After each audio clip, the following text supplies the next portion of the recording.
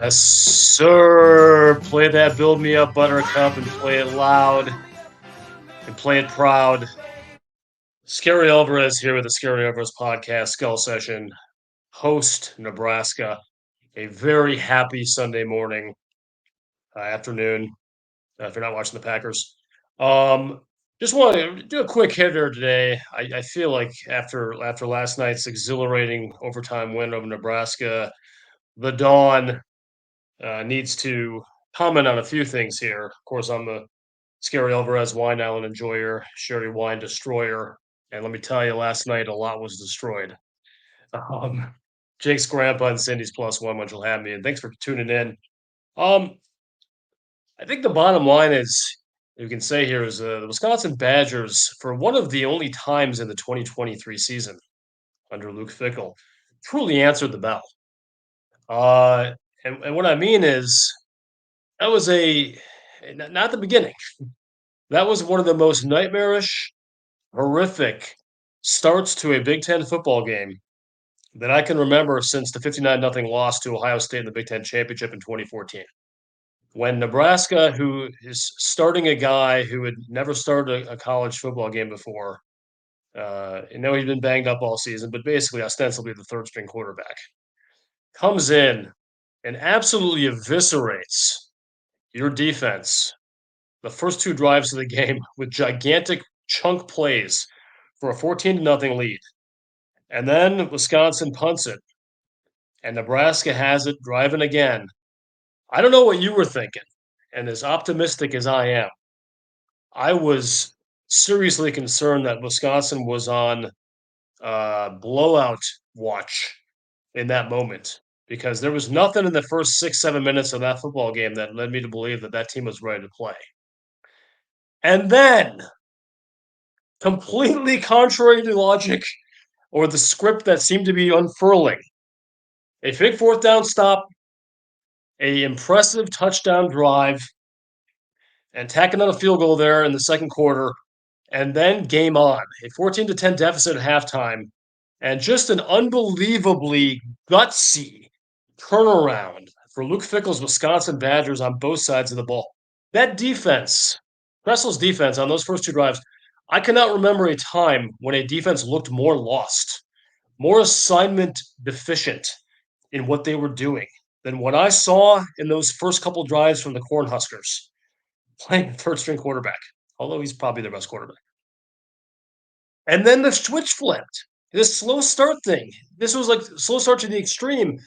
And that defense, there were a few miscues over the course of the rest of the game, but that defense, by and large, other than maybe the field goal drive for Nebraska at the end of regulation, locked in, locked down, and was incredibly assignment sound, playing the most of the game without its best player and leader, Hunter Waller. Although he was I think effectively coaching from the sidelines. I think he felt like he was the 12th man.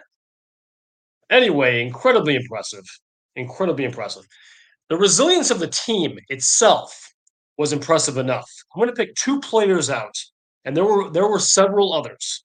The two players that showed me, and they're both on the offensive side of the ball, uh, that this team might have a little bit more depth in terms of character, in terms of heart, fight, will than we might have thought going into this game. And that is Tanner Mordecai and Braylon Allen. Those were not vintage Tanner Mordecai career, Braylon Allen career games in terms of statistics. I think Mordecai, although he did some damage with his feet, of course, some very very important damage for the Badgers. He might have went through throw for 140 yards and a score, but he made so many big heady plays, avoiding sacks, getting yards when he needs to, some of those scrambles, not flinching when you're down 14 to nothing, um, coming out in overtime and getting it done. Just really impressive. And I know it's not been the season that Mordecai has wanted, but yesterday, for 60 plus minutes in that overtime win, he was the guy they needed. Braylon Allen, look, not a perfect system fit. He wasn't. I think he'd be the first person to tell you that. But he's had some moments this year where he's probably more than a few where he's fought through incredible pain and injury.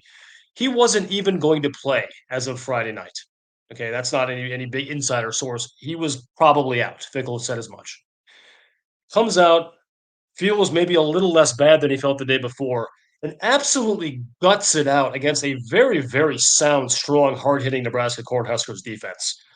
This was not his best statistical game, under 3 yards a carry.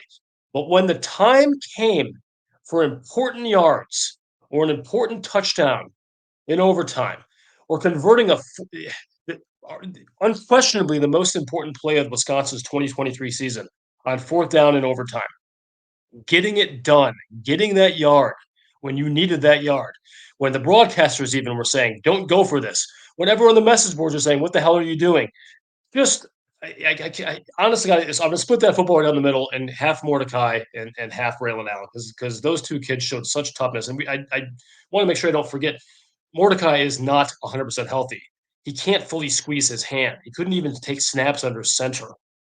So just incredible. Hats off to those two tough Badgers. And it's unlikely that either one will be back next year for the Wisconsin. Obviously, Mordecai won't. But if that is the last time we have seen the Camp Randall, what a wonderful way to go out. Um, the defense under Mike Tressel, I alluded to this earlier. Two of the most horrendous, horrific, assignment poor drives of the entire season to kick this game off. And then something clicked, whether it's adjustments, attitude, some combination of both. That defense was incredibly sound and impressive the rest of the way. I understand we switched a little bit into more of a zone on that last drive, and probably were fortunate not to have a touchdown to lose the game. But besides that small detail, even in overtime, incredibly aggressive, making Nebraska uncomfortable, and just really reasserting itself. And the defense, as much as we just talked about Allen and Mordecai, the defense won that game too. I mean, it was an incredibly impressive performance to come back from those near knockouts in the first quarter. So hats off to the defense. Defense reborn, I would call it. And finally, uh, you know, going forward, who knows what's going to happen at Minnesota? I mean, they got a puncher's chance to win that game, obviously. PJ Fleck and the Gophers needing it to be bowl eligible. Uh, I'm certainly hopeful that we'll win that game. And boy, a 7-5 season would feel pretty damn good given how bad things were. But whatever happens in that game, nothing can take away what happened in this game. And it's an aggressive, huge win for the Wisconsin Badgers. And I had someone mocking me for saying Wisconsin's bowl eligible. It was a little bit tongue in cheek that I said this, but given the way things go, you had a binary. Either they win the game or they lose the game, right?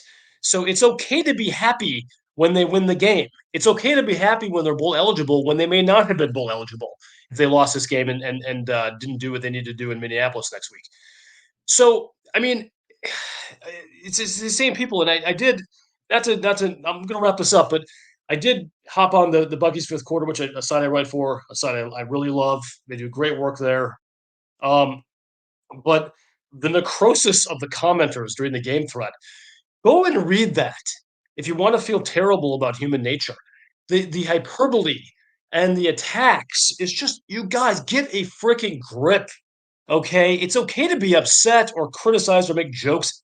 I do the same thing, but just this like, this is the worst. Fickle is worse than Don Morton. This is the worst Wisconsin team in history. These are the weakest, most cowardly people that ever played football. Check yourself before you wreck yourself, you tremendous goofballs. I'm serious. I just had to make a comment on that. Anyway, negative aside, positives. Incredible win for the Badgers. Uh, Hats off to Luke Fickle and his staff. To those kids, watching my Wisconsin Badger grandson Hayden Rucci walking off with that Heartland Trophy. It's not Heartland Trophy, the Freedom Trophy. A few of those trophies, and having again Nebraska go another year without beating Wisconsin. As I mentioned, Barack Obama was in his first term the last time Nebraska beat the Badgers. It felt great. So it's okay to feel good about this. Have a good Sunday. Recharge. Let's go get that axe back. Okay, let's get a nice bowl practice season. Get 3 weeks of practice. It's going to be good. Thanks for tuning in, and God help the Packers.